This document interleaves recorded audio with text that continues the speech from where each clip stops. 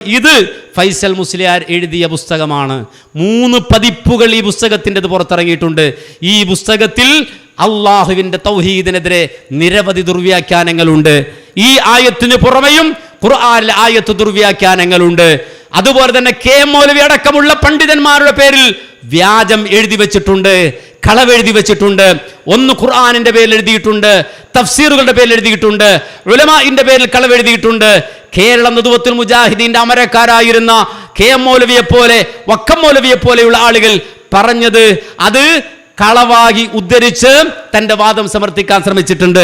അതുകൊണ്ട് കഴിഞ്ഞ ദിവസം മഞ്ചേരിയിൽ വെച്ചുകൊണ്ട് പറഞ്ഞതുപോലെ നിങ്ങൾ ഒന്നുകിൽ ഈ ഒരു തരത്തിലുള്ള ഈ മൗലവി പറയുന്നത് പോലെ അല്ലെങ്കിൽ അനസ് മുസ്ലിയാർ പറയുന്നത് പോലെ ഒരു കൃത്രിമവും ഇതിലില്ല.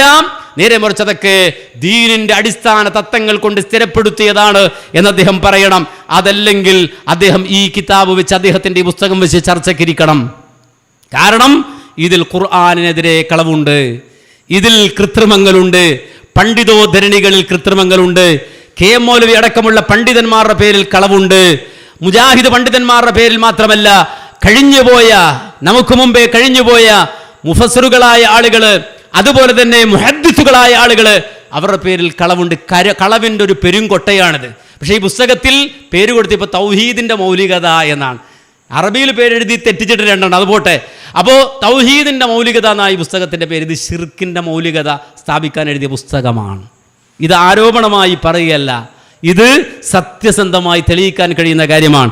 അതുകൊണ്ട് ഈ ഒരൊറ്റ ആയത്തിൽ ദുർവ്യാഖ്യാനം തീർന്നിട്ടില്ല. ഇത് തിരുത്തിയാൽ അടുത്തത് ഞങ്ങൾ കാണിച്ചു തരും, അടുത്തത് കൊണ്ടുവരും. അതുകൊണ്ട് തന്നെ ഓരോന്നോരോന്നായി സാവധാനമിരുന്ന് പഠിച്ചു മനസ്സിലാക്കി സമൂഹത്തോട് തുറന്നു പറഞ്ഞ് തീർച്ചയായും മുജാഹിദ് പ്രസ്ഥാനം മുന്നോട്ട് വെച്ച ആശയതലങ്ങൾ, ആ ആശയതലങ്ങളാണ് ഹഖ് എന്ന് ജനങ്ങൾക്ക് ബോധ്യപ്പെടുന്ന രൂപത്തിൽ കാര്യങ്ങൾ മനസ്സിലാക്കാൻ ഉള്ള അവസരമായി ഇതിനെ കാണണം എന്ന് പ്രത്യേകം ഉണർത്തുകയാണ്. എൻ്റെ പ്രിയപ്പെട്ട വിസ്റ്റം സഹോദരങ്ങളോട് വീണ്ടും ആവർത്തിച്ചു പറയുന്നത്, നിങ്ങളോട് വ്യക്തിപരമായ വിദ്വേഷമോ പ്രയാസമോ ഒന്നും ഉള്ളവരല്ല ഞാൻ. നേരെ മറിച്ച് ഇത് ദീനാണ്. ഇത് ദീനാറിന് വേണ്ടി തൂക്കി വിൽക്കാൻ പറ്റില്ല. കുവൈത്തിൽ നിന്ന് ദീനാർ വരുമ്പോൾ ദീനാറിനനുസരിച്ച് ദീൻ തൂക്കി വെക്കാൻ പറ്റില്ല.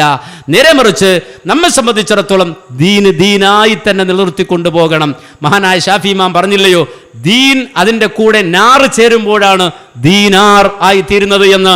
മഹാനായ ഇമാം ഷാഫി റഹിമഹുല്ല കവിതയിലൂടെ പഠിപ്പിച്ച് പ്രതിഫലിപ്പിച്ചത് നിങ്ങളിൽ കാണാൻ കഴിയുകയാണ്. കാരണം ഈ ഒരു തത്വശാസ്ത്രം, വരട്ടുശാസ്ത്രം കൊണ്ടുവന്നിട്ട് അതിന് കുവൈത്തിലെ ഏതെങ്കിലും ആളുകളുടെ പേര് പറയുക, അല്ലെങ്കിൽ അവിടെയുമായി ബന്ധമുള്ള ആളുകളുടെ പേര് പറയുക, എന്നിട്ട് വെല്ലുവിളിക്കുക, അതിനെതിരെ പറയാൻ പറ്റില്ലേ? അതൊക്കെ ഇൻഷാ അല്ലാഹ് ഭാവിയിൽ വരുന്ന പരിപാടിയിൽ വിശദമായി തന്നെ നമുക്ക് മനസ്സിലാക്കേണ്ടതുണ്ട്. അതുകൊണ്ട് അള്ളാഹുവിൻ്റെ പേരിൽ, റസൂലുള്ളാഹിന്റെ പേരിൽ ഒക്കെ പറയുന്ന വാക്കുകൾ ഗൗരവത്തോടെ കാണുകയും ഈ ഒരു വഴികേടിൽ നിന്ന് നിങ്ങൾ മുക്തരാവുകയും രക്ഷപ്പെടുകയും തൗഹീദിന്റെ വാഹകരായി പ്രയോക്താക്കളും പ്രചാരകരുമായി ജീവിച്ചു മരിക്കാൻ പരിശ്രമിക്കണേ. അതിനാവശ്യമായത് പഠിക്കണേ.